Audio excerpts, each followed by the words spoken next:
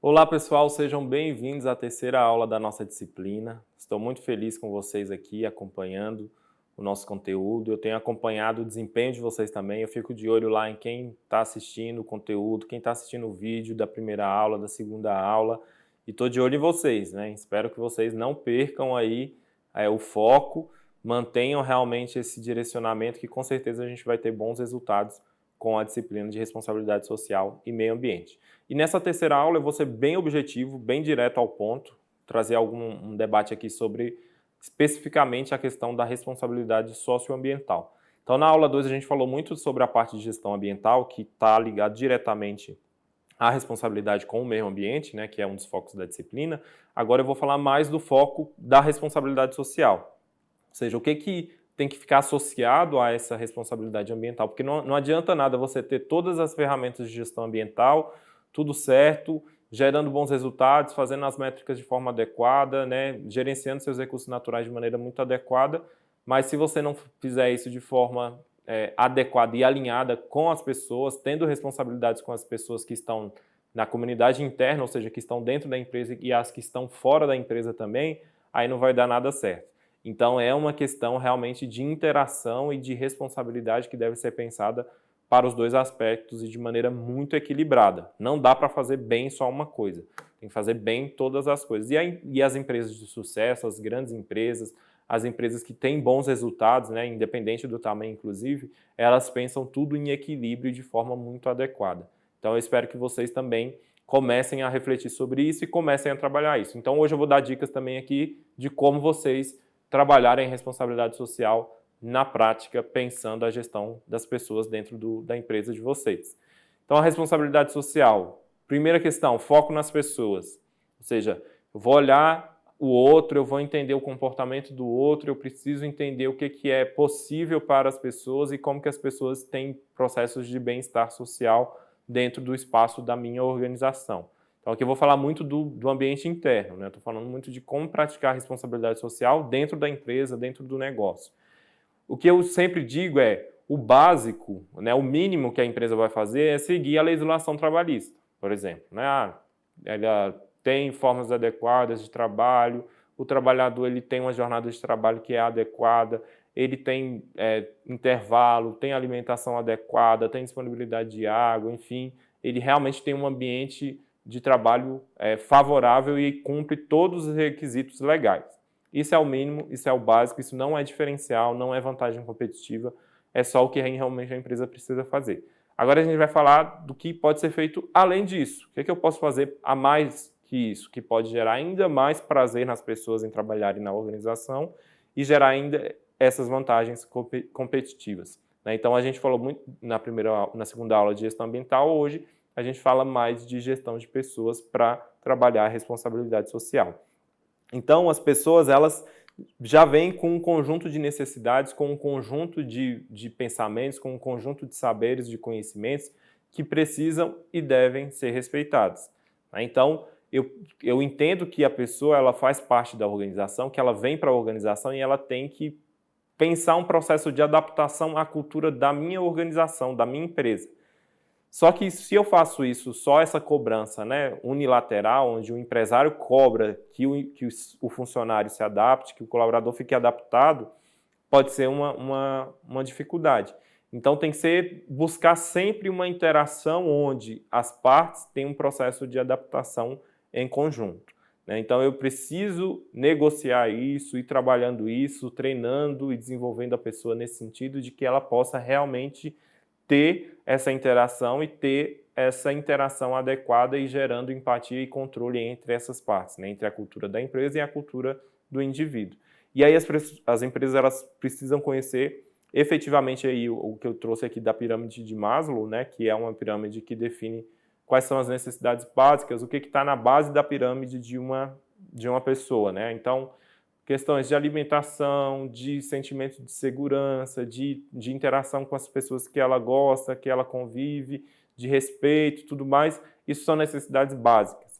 E aí, à medida que a pessoa tem isso tudo respeitado, ela vai chegando num nível de alta performance. Ela vai gerando resultados, porque imagine só, uma pessoa, enfim, com dificuldades de alimentação ou endividada, fora do ambiente de trabalho. Essa pessoa ela já chega para o ambiente de trabalho faltando disponibilidade e espaço para conseguir gerar bons resultados no ambiente organizacional. Então, a empresa, é lógico que é do indivíduo, né, da organização e da responsabilidade do indivíduo não deixar passar por esses problemas, mas às vezes é inevitável. Então, a empresa ela precisa pensar alguma estratégia, pensar alguma estruturação, onde ela possa contribuir também para ajudar esse colaborador a superar seus problemas que estão externos. E isso é responsabilidade social. Isso é respeito, isso é uma percepção adequada sobre o que a pessoa vive e passa no ambiente externo à organização. Então, por isso que é tão difícil fazer, né, a gestão de pessoas, fazer a gestão da sustentabilidade nas organizações, porque são muitas variáveis, são muitas dificuldades associadas nesse processo. Mas tudo isso se viabiliza a partir do momento que você faz um controle sistemático, um monitoramento sistemático das pessoas no ambiente de trabalho.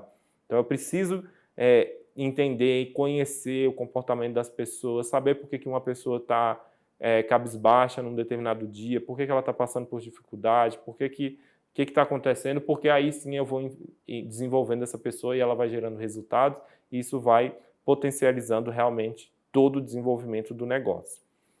As boas condições de trabalho no ambiente interno da organização, como eu já tinha dito, né, a gente tem, especificamente no caso dos trabalhadores rurais, vocês vão precisar conhecer a NR31, né, que é uma normativa que especifica quais são as condições adequadas de trabalho do trabalhador rural no ambiente da empresa rural.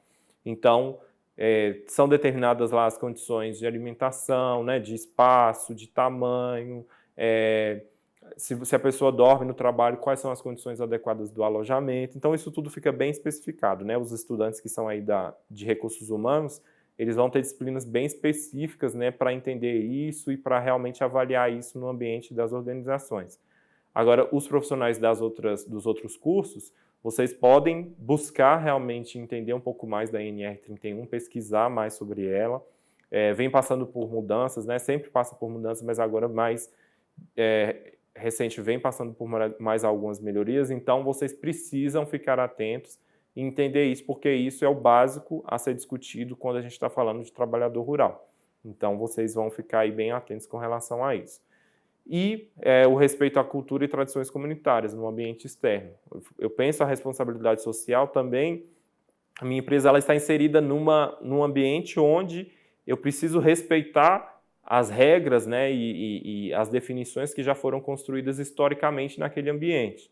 Então, se eu tenho uma empresa aí na região da Paraíba, né, na região de Campina Grande, então, se eu não entendo que é uma região onde tem, por exemplo, no mês de junho, uma excelente e grande festa de São João, então, se eu fico fora, a empresa ela quer fugir disso, não, meus funcionários, dá o período de junho, eu não dou folga para ninguém, eu não flexibilizo o horário, não existe isso, aqui é uma empresa multinacional que quer e faz tudo assim, não existe essa história de flexibilizar o horário porque está tendo uma festa tradicional da cidade, não existe isso.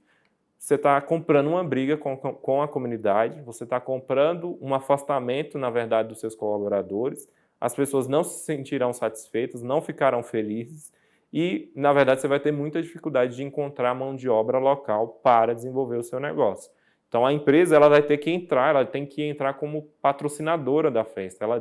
Ela entra como uma marca que está respeitando as tradições locais, está incentivando a continuidade dessas tradições locais e ela pode ter ganhos aí ainda mais interessantes fazendo esse tipo de estratégia. Então, pensem sobre isso, avaliem essa questão, porque isso é muito interessante.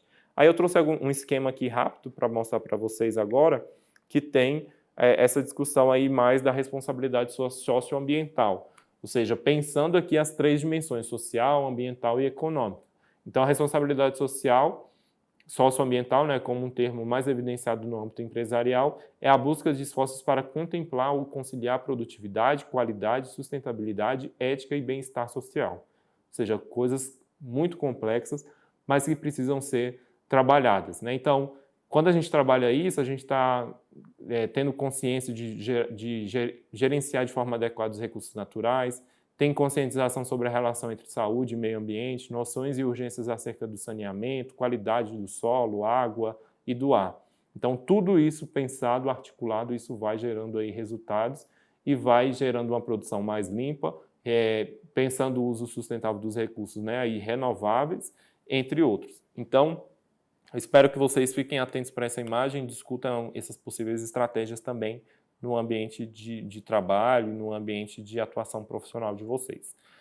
Tá certo? Então, era isso que eu gostaria de discutir com vocês. Muito obrigado por mais essa aula e estou à disposição sempre aqui no nosso ambiente virtual de aprendizagem. Um abraço e até a próxima aula.